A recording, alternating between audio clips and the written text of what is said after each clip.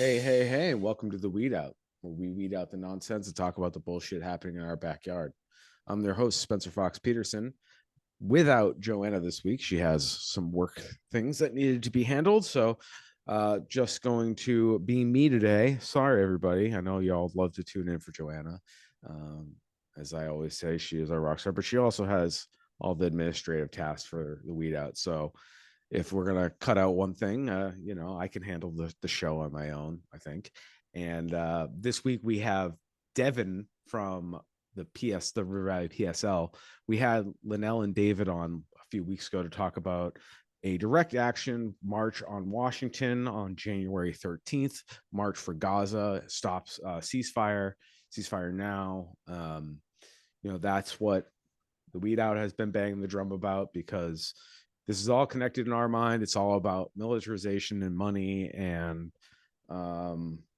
imperial action. So as anti-imperialists, this ties just as much to the police in our backyard. So unfortunately, we're not talking about our local police, as they get to benefit of all the bigger things happening. They get to do their stupid bullshit in the shadows.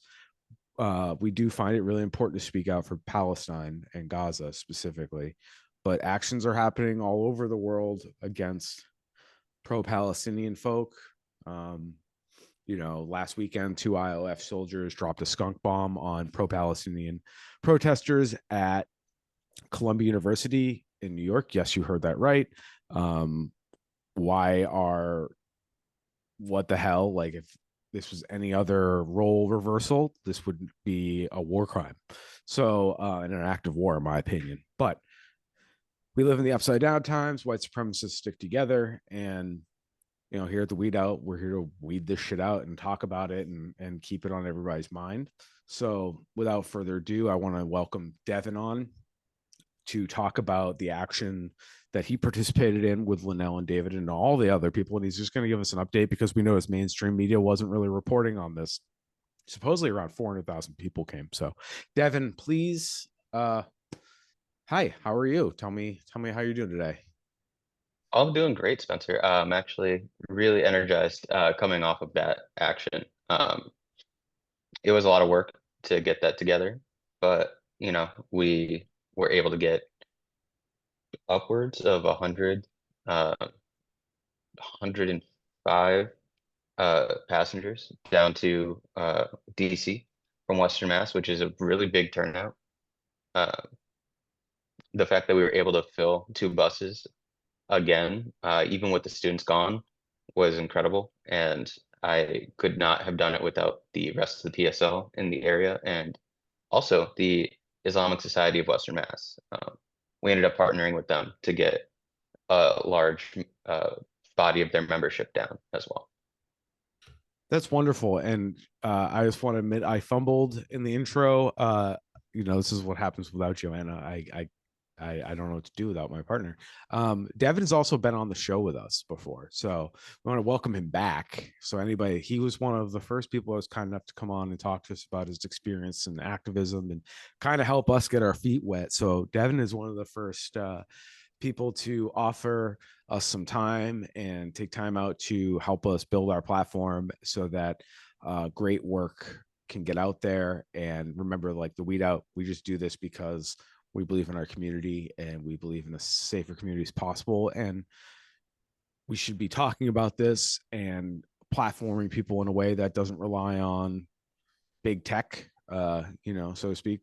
Instagram, Facebook, that stuff can be suppressed. And we need to hear the smaller journalist stories and the smaller activist stories and the smaller union organizer stories. So, Devin, thank you so much. Without you helping us figure out what the fuck we're doing, you were so kind to come on when we were like on episode 5 or 6. I don't even remember. It was so long ago. But thank you for coming back on. And so again, sorry I fumbled in the intro. I should have mentioned that. Please, as always, you can go to www.theweedout.com. Go find that previous episode or in whatever podcast player you listen to use regularly. And Devin, again, thank you for coming on. And you answered my first question without me even have to ask it. So like you're Oh, I'm so sorry. no, it's great. You read my mind. Like you dove right into it. Like, so you have 105 people on a bus coming from from Amherst through West Springfield as well, right? Yes. That Amherst is our first pickup location, and West Springfield was our last one before hitting the road down to DC. So in future actions, anybody listening, if they want to organize with the PSL, we'll put the contact information and relevant things we mentioned in this episode in our show notes on www.theweedout.com. And so any information, if we say it once, and we'll put it there, make it easily accessible. And look, they're going from Amherst through West Springfield. I mean, when we spoke to y'all that week, that wasn't even a thing, but you added it because it made sense. Like, oh, there were people that were willing to go, but it made no sense for them to go back to Amherst. So like, kudos to you guys turning that around on the fly. And I mean, you probably doubled your numbers doing that. Oh, absolutely. The way that it worked out this time, the lack of students in the area made this bus fill up a lot slower than last time. For the November 4th rally, the buses were full by, geez, like 3 days after we launched it. But uh, you know, we pivot, we move, and it just so happened to work out that the Islamic Society of Western Mass was also trying to get a bus, but we had already secured our buses, and we decided to combine our efforts. So it worked out perfectly. Yeah, and this is grassroots networking. This is people getting the word out through their overlapping communities and networks. And kudos to you guys. I'm so glad that you were able to organize such an effective action on short notice. And we'll plug this again at the end, but we may as well plug it now. You have an upcoming event, correct? This Saturday, January 27th. So Yes. please tell the audience about that. We'll plug it again. We'll talk about it at the end, but I figure it's a nice segue here. So the PSL and our coalitions that we're a part of are also part of the Shut It Down for Palestine initiative.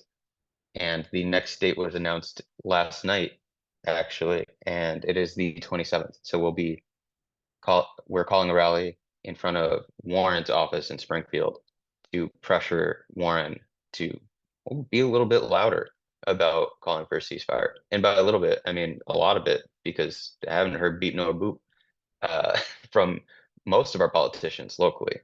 And it's a shame because it's overwhelmingly unpopular to continue this assault on Gaza.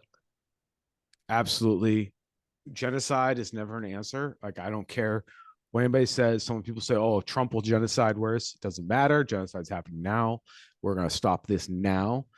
And we can talk about the many different ways we can do that through forced resignations, forcing a new person on the ticket. But genocide is just wrong, period. End of story. Doesn't matter. End of story. So that's the weed out stance on that. And I assume, all right, we know that's your stance on this, and then we know that's the PSL stance on this.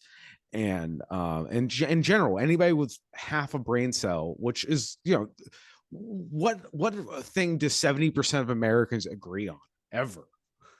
Like, the fact that 70% of Americans are like, nah, dude, this ain't for me. Come on. The closest we get to unity Like, here. This is unreal numbers. Like, dude, if I'm running for president, holy shit. Like, ooh, right there. Like, everybody, what the fuck? It makes the game. I mean, Yeah.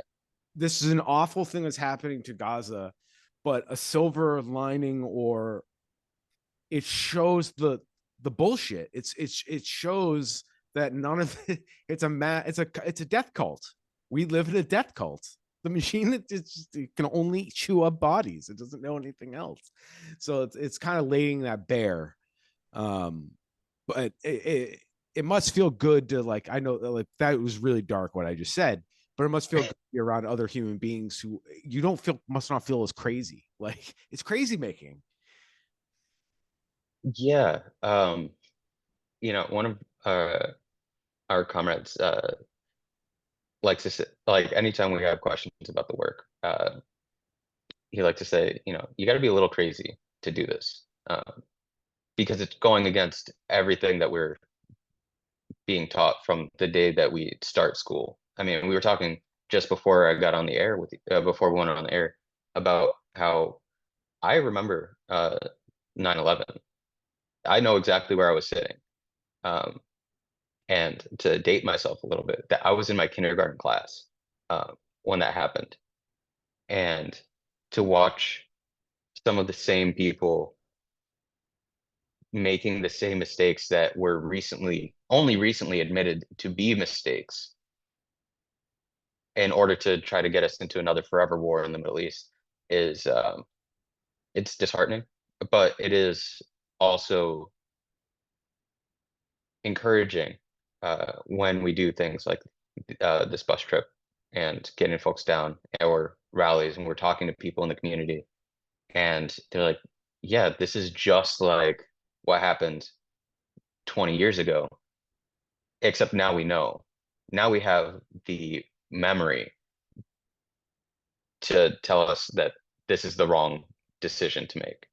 Um, And the parallels between Korea, Cambodia, Laos, Vietnam, it feels very familiar. Like, yeah, it's like I can't put my finger on it. I mean, it's like poetry, right? It rhymes. Yeah, it's not exactly the same. And they like, it's communists, now it's terrorists. Like, what does any of this fucking mean? It's just, anyways. and depending on who you ask, it also communists. Right. So this action's happening at Senator Elizabeth, our federal senator in Massachusetts, Elizabeth Warren, quote unquote progressive Democrat of Massachusetts. She has an office in Springfield, Massachusetts, on the 91 corridor. So if anybody's around, please, check out the information on the show notes. And this Senator Warren, I want to put her in context right now. She's one of the few that's actually open to saying the word ceasefire. But the problem is, it's because the only reason she's even soft on this is because of people like us harassing her constantly. She can't get a moment's peace in Massachusetts. So imagine if we put even more pressure on her. So the pressure can work. She has softened. She's one of the few, and her softening isn't good enough for me, not by a fucking long shot. She's never getting a vote for me ever again. But you know, uh, she's sadly one of the few 11 senators that even voted in consideration of investigating if war crimes are happening. Like Bernie put that up last week, and it's a very half-ditch, half-assed fucking effort they're doing. But you know, that's how fucking gross the rest of the Senate is. When Elizabeth Warren seems like this radical, it's like Jesus Christ. So, Yeah, I mean, we're living in a time of heightened contradiction right now because uh, people like Warren know they can't call themselves progressive and then also vote against or not vocally support the uh, the will of her constituency, right? Um, and that's why we need to continue pressuring our elected officials because voting them out in 2 years is not going to cut it because this needs to happen now. right. Um, Because even if they stop the bomb, let's say they stopped the bombs yesterday, the famine and the disease is the problem. That's what's gonna ultimately be the catastrophic event for these people. Yeah, I know the numbers, a big number, 30,000. Some people claim close to 40. But that doesn't count the injured, doesn't the hunger, the disease. There's no clean water. no, Like, this is bad. And like, there, even if we could stop the bombs right now and immediately get water in there and do all that right now, the attrition is going to be catastrophic. yeah. So you stop. No, continue. Yeah, No, that's the end of my sentence. It just needs to stop. Period. Like, yeah, so these we need to like investigate. Well, Elizabeth Warren, yes, we do need to investigate, but you also need to say stop it. so we can investigate. Because unfortunately, if they destroy everything, there will be nothing left to investigate. Like I these mean, are it's fucking almost like that's the plan. right. No, absolutely. Right. The thing is, this has been the same playbook forever, forever. This is the same bullshit goes back to what the Romans, like I don't know, even probably even further back, but it's imperialism in a nutshell. And then back in the imperial core, they threaten us. Well, do you want it to be more like that here? Vote for me, and I'll just make sure it happens over there, not here. Like that's the platform the Biden administration's running on. Yeah, and I mean, it doesn't help that the IOF trains our police forces here to take those tactics uh, that are used against the Palestinian people and use them against us, mostly in Black and Brown communities. It's widely Uh, discussed that they treat Palestine and Gaza specifically as a like guinea pigs. They treat them as test subjects on this surveillance tech, these munitions. They've calculated the caloric intake that they can get away with to keep them alive but not thrive. Like very eugenist fucking gross shit. And yeah, and that's one of their main exports. And things like ShotSpotter, Motorola Solutions, dash cams that are on the cloud, all that stuff is corporate surveillance that the government uses to skirt around the Fourth Amendment. So like ICE can go subpoena information from a local police department. There's nothing that the local police department could do if they wanted to, because it's on a third party system. So, anyways, all this stuff is connected to Israel, and I'm sorry, the argument for me, well, Donald Trump will do this to you, and it's like, okay, why are you building Cop City then? If you're so worried about us, why are you giving him all the tools he'll need? yeah, why are all the tools for fascism being constructed now? Right. To stop fascism. Okay, interesting. Also, like this premise that the United States isn't a fascist state. I'm like over it. I used to be hem high, like, oh, it's not outward fascist. No, I'm not. It's not fascist for me. You know what I mean? But what about the indigenous, black, brown, women? Like, how is it not fascist for even white women? Like, what are we talking about? Like, y'all have to act a certain way. You have to code. You have to like that to me, even though it's not nearly as bad as what happens to black and brown bodies and of any gender. But like even white women, it's like you have a choice. You can either get in line or you're a second class citizen. Like that's fucked up. Even like, and that's the best case scenario you can get in this country. No, this is not a democracy. This is a fucking disgusting pyramid Ponzi scheme that does war, and it's disgusting. And the people like Elizabeth Warren, yeah, I'm sorry, you can't have your cake and eat it too. She wants to be a capitalist, pro-capitalism, but also wants to use the language of the oppressed. Yeah, the oppressor is adept at co-opting the language that criticizes them to try to twist it to have a different meaning. Uh, and it's also important to remember that while all of these things are going on, the power really lies in the people. Um, and that's kind of our whole ethos, right? Is that uh, building class consciousness and building power in a base of people that are aware that these things are happening and want a better future for themselves and for their communities in general, and a better present. We have the means to do that, and all of it is policy choice that allows us to live in a society that doesn't take care of its people. Absolutely. And organizing and building community in multifacets of ways, whether it's through a worker co-op or just your neighborhood, just talking, maybe sharing a fucking lawnmower. Like there are ways to build community in the smallest ways, and there's no one way to do it.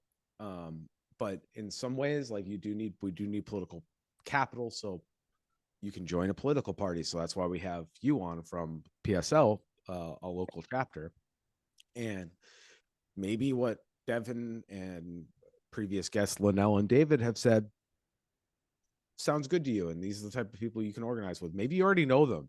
You know, personal connection is the best connection. And that way it's a good way to build solidarity. So there's a lot of organizations, right? You Mm. mentioned the Islamic coalition out here in Western Mass, like, and then your organization interacted with them and teamed up and built a coalition. You know, this is how we do it.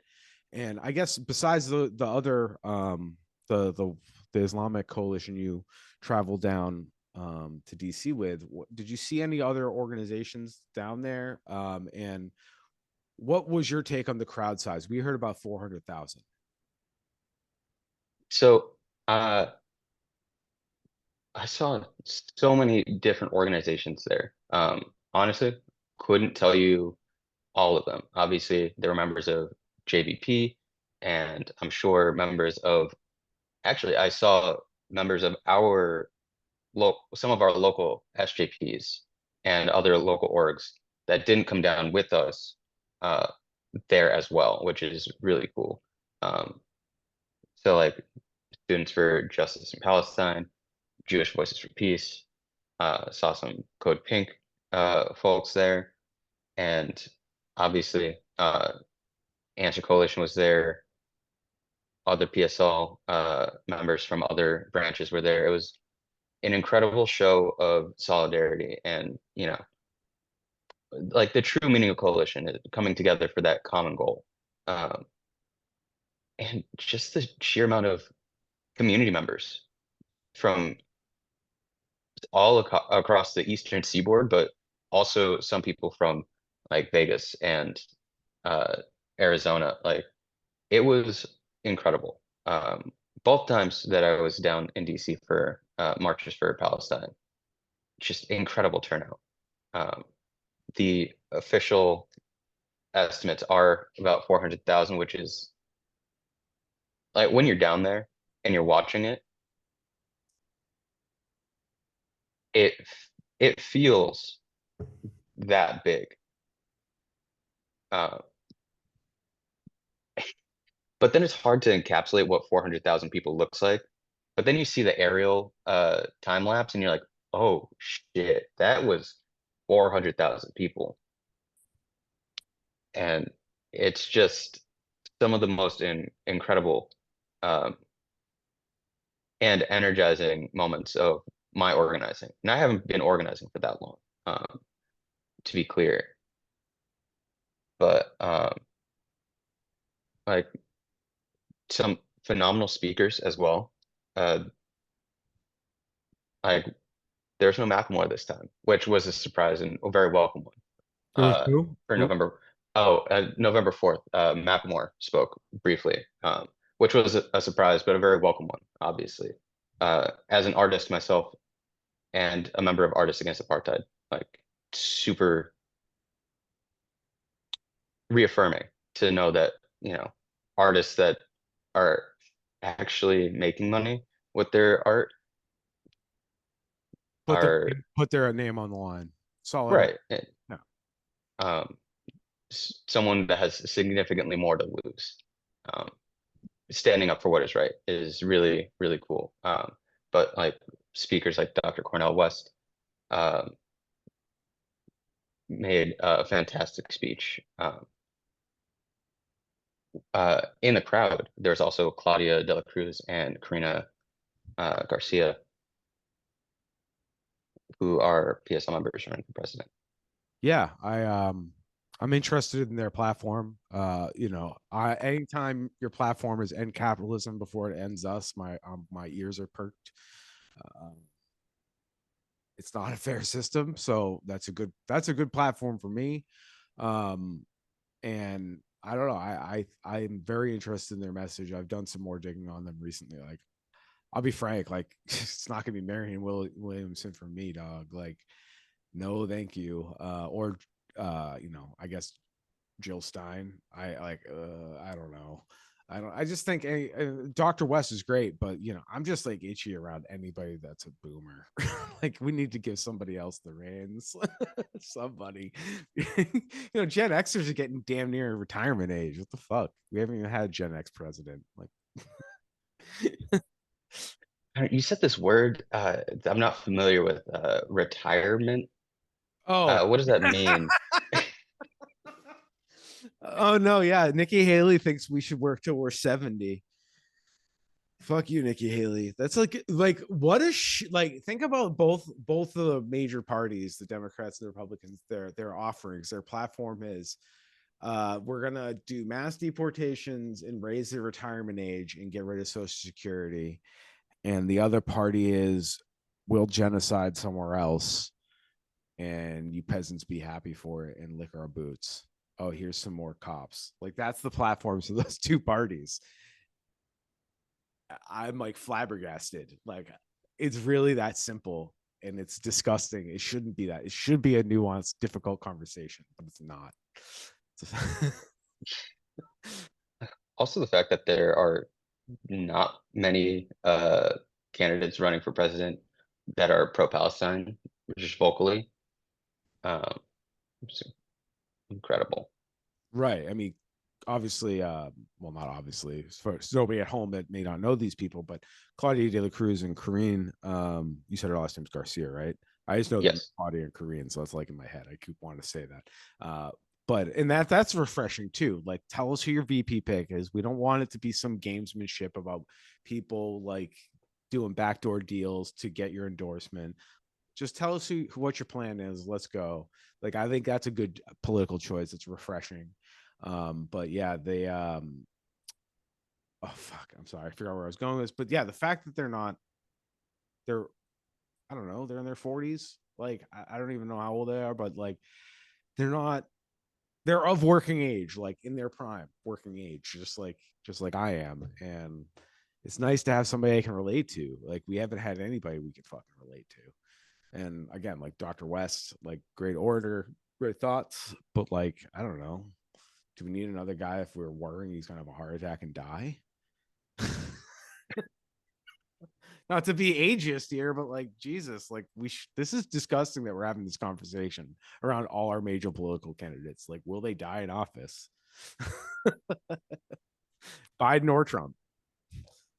Yeah, I mean, yes, that is something that I've noticed is a big concern for a lot of a lot of prospective voters this year.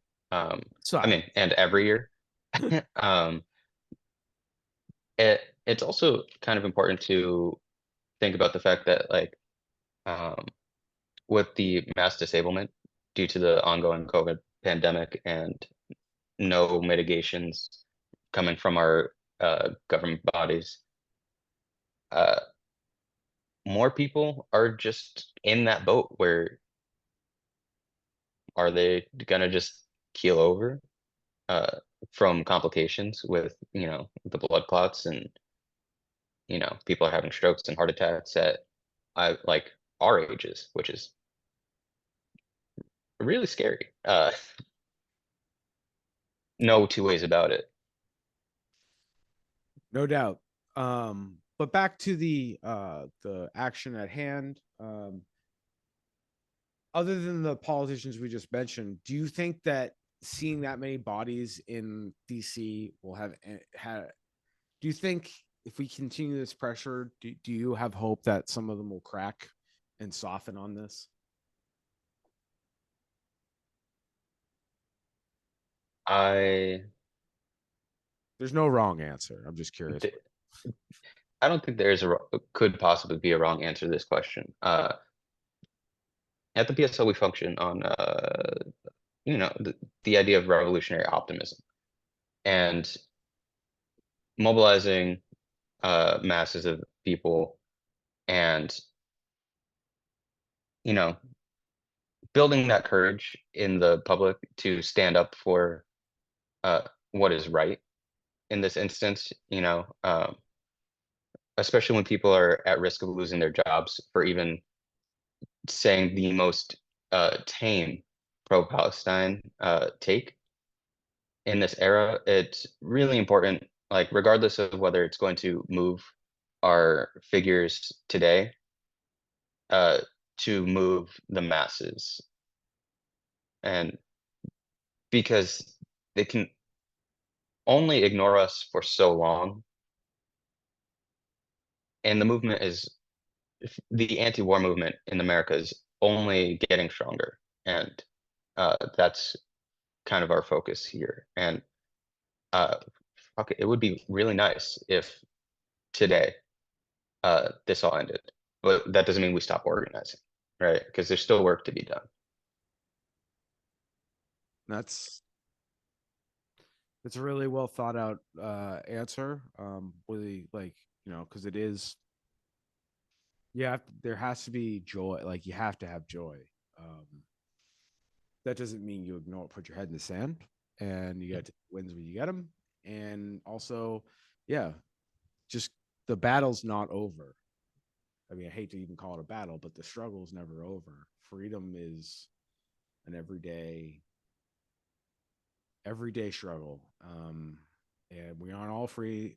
We aren't free until we're all free. So whether it's Palestine, whether it's people incarcerated, um, people Congo, Sudan, right, or even larger structural cages like patriarchy and fucking profits over people. Like, we gotta stop doing this.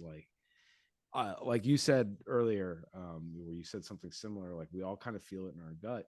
I do think I used to be pretty much a nihilist in a lot of ways, but I've come to the conclusion that I think most people deep down are good and will, when they have evidence that good things can propagate, they'll go with it. And we're just constantly divided by powers larger than us, to get us fighting over petty stuff. And um, I think ultimately people do just want safety. Like, what is safety? And that's the question on how we achieve that. But I can't live in a nihilistic world anymore. Like, I have to believe people are good, because or else what's the fucking point? And I do think ultimately, if everybody gets their basic needs met, I've come to the conclusion that most people will make a decision to do good. If anybody's interested in the PSL, please reach out to them, or any other group we interview here on the Weedout. We're trying to get the word out. We're trying to get people a network that they can find people with like-minded values and want a better world. Because I think deep down we all want safety, and we all want to be good. So again, thank you so much for coming on. I do have would like you to mention the upcoming action for Palestine, um, in Springfield, Massachusetts, outside Senator Elizabeth Warren's Springfield office. So please give us the details one more time. And is there going to be transportation from places like Amherst? Any of that relevant stuff would be great. So to tackle the transportation question first, we have not worked that out just yet or at all. Uh, but the action is going to be Saturday, the 27th, as a part of the Shut It Down for Palestine initiative. And the time and other details to follow will be on our Instagram at RiverValleyPSL. Uh, and that's where you can find the flyer, or you can find them probably around. Check your street corner, check your road signs, check your businesses.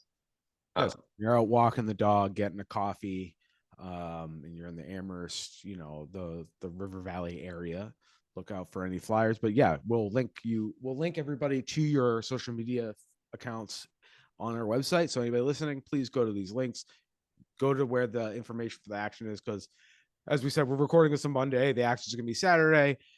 This will probably come out Tuesday or Wednesday at the latest. So the information will probably have already started to been work out, or some sort of further along the process than they are now.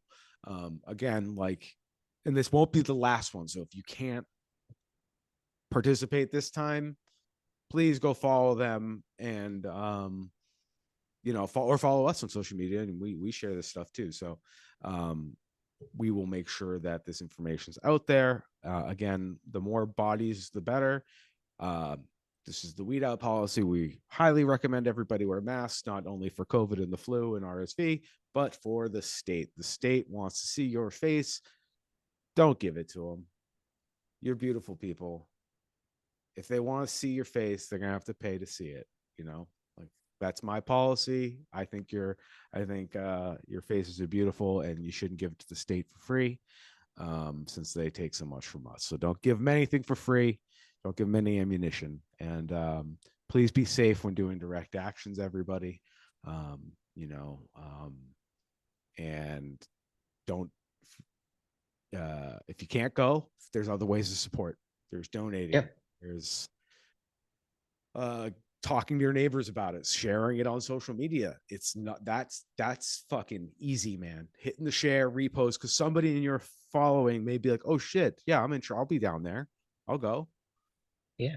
Especially if you know folks in Springfield, let us know because uh, growing up, being from Holyoke, being from that area, I know that we get left out of the organizing conversation far too often. Right. Um, and at the PSL, we don't distinguish between physical and mental work. Uh, so any way that you can support the struggle, uh, we Yeah, appreciate absolutely. it. By whatever ability you have. I mean, um personally, I'll be honest with the audience, like, I'm a little bit agoraphobic. Like, I it takes a lot of energy for me to be out and about, and I'm not like a shut-in or anything, but I find other ways to participate. There is no uh limit, and there's also no requirement. So do what you can. I have a big mouth. I talk into a microphone. I do other things. It's not really your business or anybody's business, but I make sure my community, in any way that I can help, I do. It's not about advertising any of that, but there's ways to participate and build solidarity with your neighbors, with your I call them my pod people. They're not like blood family, but people that, if the power goes out, who am I calling? Well, maybe you won't be able to call, but who would I rely on? And Send a pigeon. yeah, who's in your heart? Who's the one when shit hits the fan? Who's the first people you're going to think about? And that's how we do better, because we got to give each other a reason to live and have hope. And appreciate y'all organizing these actions for our brothers and sisters in Palestine. Um,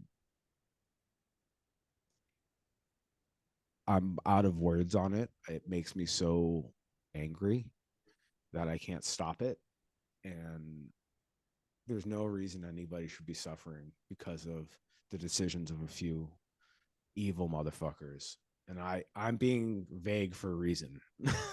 There's some evil motherfuckers making decisions, and put in the blank there. There's both sides, all sides. Like, there's some bad people, and I'm mad at all of them. And there's no reason children should be having their last moments fucking live streamed. Yeah, these last, what are we up to? 109 days? Yeah, 3.5 months or so, over a quarter of a year, and business keeps rolling, baby. But, you know, we will be out there and for anybody who may have been on the bus that is watching this, it's always important to remember that Western Mass, we did that shit. We were able to bring over 100 people down to DC, which means that we were able to bring over 100 people to wherever we're organizing locally. And we did it. We're going to keep doing it until we're all free. Absolutely. And I have nothing but pride and respect for everybody that does what they can. You know, especially shout out to the people from that event on the 13th, and anybody going out on the 27th or anytime.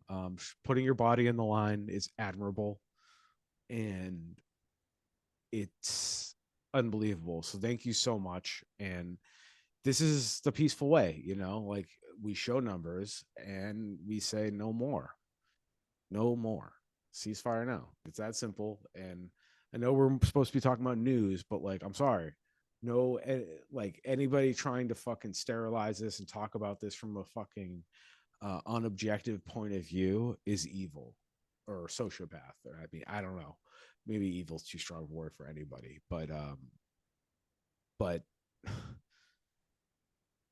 there has to be there's a line in the sand, and genocide's a line in the sand for me. And clearly it is for Devin. It's not okay, dude. If they'll do it to you, they'll do it to people you love. So, I mean, if they'll do it to them, they'll do it to people you love and or you. And you know, we can't forget that the United States has a history of genocide. I mean, what happened to the Native Americans? It's not exactly genocide, but like displacing a whole group of people from Africa is pretty fucked up, and like controlling their family and their offspring, like that's so disgustingly evil. Like I don't think we'll ever be able to wash our hands of that sin. Like the between the genocide of the natives and slavery, it's like it's disgusting. And where this is what's happening in Palestine. Be in the belly of the beast, growing up, and have people talk about the various righteous wars that the U.S. has been in, and then as you gain more historical context, you realize that the U.S. has not been on the right side of any conflict for this point, getting close to almost 100 years. Even that, I'd argue, I don't know if any of them, like even like the Revolutionary War is a bunch of rich frat boys, and they wasted a bunch of farmers to get this apartheid. I mean, this colony that they're stealing from indigenous people. You know, it's like even the founding of our country is evil. Still, white dudes won. If anything, the right thing would have been for the native people to get the land back. That would have been the only righteous revolution. I don't know. Sorry, we got a lot, And but and forgive my ignorance if I'm so angry at my white brethren. It makes me disgusted that I can't stop them. I'm trying, but man, they're fucking bad. This is bad, and I've benefited from it, being in the Imperial Corps, being white, and it's happening all over again. You know, it's just, but I won't stop yelling about it. So I can only control me. every time the mechanisms of war start to rear their ugly heads, we have an opportunity to stand up and to stop it. Um, this is just another in the long history of the anti-war movement, and this time feels different. I agree. I've had some old people, friends of mine that are like 10 years older than me, pointing out, you know, 10 years ago, 15 years ago in the 90s when they were in college, you couldn't say free Palestine. That wasn't an option. That wasn't even a discussion. So they've given me the perspective of like, wow, the difference 20 years makes. Like that wouldn't what's happening right now, that's so there is victory. There is reason to be optimistic. You know, I'm aware of it. I wasn't. I'll be just completely frank. I had a rough understanding. I assume it was Europeans' fault, but I never looked into what they actually. I didn't know this went all the way back to Britain in like 19 whatever. You know, I thought this was just like 1950s Cold War bullshit. You know, I'll own my ignorance up until 10 years ago. And now I'm like, oh, this is the same old bullshit, isn't it? I mean, if anyone was to posit a guess as to the cause of it, it would, that wasn't a far off one. Yeah. Well, fucking the Brits, man. The Brits. It's I mean, it's us too. Obviously us, like the West in general. But yeah, the Brits, man. The fact this is like still an ongoing episode from the British Empire days of when they tried to get a foothold in the Middle East. Nobody learns their lesson. Nobody learns their fucking lesson. It didn't work out for them because they were foolish to think it would work out for them. Maybe it'll work for us. Uh, that was just a cutaway into the minds of uh, politicians right now. American foreign policymakers for Yeah, like just, eternity. I mean, you I know, have to say, Joe Biden really is a classic president that he's committing war crimes out in the open. Let's be real. upholding a long legacy, He's right? when they said the institutions would not change, this is what they meant. Hmm. Steady hand at the rudder, baby. We're just gonna mow through people. That's what we're gonna do. Donald Trump was all over the place. He was inefficient. I'm gonna just keep doing the thing, and I'm gonna lie right to your face.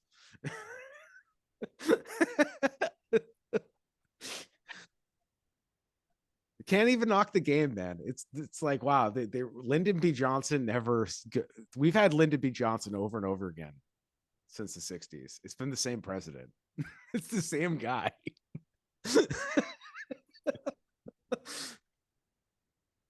I don't know how the culture memory hasn't um, caught on yet because it's like the same people voting the same guy in for the last 40 years, 50 years, more or less. I mean, the last one that said anything about the military-industrial complex was Eisenhower. So that's what 70 years ago. It's a long. Something like that. It's a whole lifetime. You know. You threw me off saying that the 90s was 15 years ago, and I was like, wait a minute. Oh, I'm sorry. That's that. No. Oh, I'm sorry. I even got that math wrong. That's 25 years ago. Well, Ain't 20. that We'll call it 20 because called? 94, 2024. What the fuck happened? Lost my video. I think I just hit a button. Fat, got fat fingers. So anyways, Devin, I appreciate you coming on and talking about what PSL's been up to, and I hope people will reach out if they're in the area, and if not, just give them a follow on social media. Maybe people you could share it with them. Again, we aren't free until we free us all, and we need to do it with local grassroots organizing. So Devin, along with everybody else at PSL, thank you for organizing that action and building coalitions, diverse working class coalition of people. um as far as the weed out goes, we have a soft spot in our heart for activists. So thank you so much for coming on and sharing your story. And give our props to Liddell and David and everybody else in your community. Will do. Always a pleasure to come onto your show. I didn't realize that I came on at such an early stage in your launch. So that's like really cool to hear over a year later. Um, Congratulations on getting off the ground. And many hands make light work. And uh, at the PSL, we believe very heavily in punching above our weight class. Um, and this is a pretty heavy lift, and I could not be more proud of the community support and the just dedication of my other comrades. Absolutely. Always punch up into the right. Up into the right. That's my motto. Up into the right. So that's great that you guys see it that way. And it's great to see the work as when it's collaborative, it's not so hard, it's definitely not as lonely. And even on a small scale, like doing this alone without Joanna, I couldn't do it. Like what keeps me and what keeps Joanna going is like we don't want to let each other down. Like this week she has conflicting schedule because she has to work for the Beast, and but she could count on me to be fine. Well, yeah, I got it. No worries. And that way we don't fuck up your schedule. Unfortunately, the only person that loses out is the audience because they don't get to listen to Joanna. And I'm sure they miss you. A lot of people are fans of Joanna. And Why wouldn't they be? Right, exactly. And so she'll be back next week, and we'll do Ghoulery and Tomfoolery next week. But I do want to, before we go, and may as well just share it with Devin, update from last week's Ghoulery and Tomfoolery. We talked about the 215 bodies that were in identified or minimally identified graves behind a jail in Jackson, Mississippi. We said 215 bodies. Actually, the number was 680 something. And the headline was actually misleading. They said there was only 215 bodies buried since 2013, 11 years ago.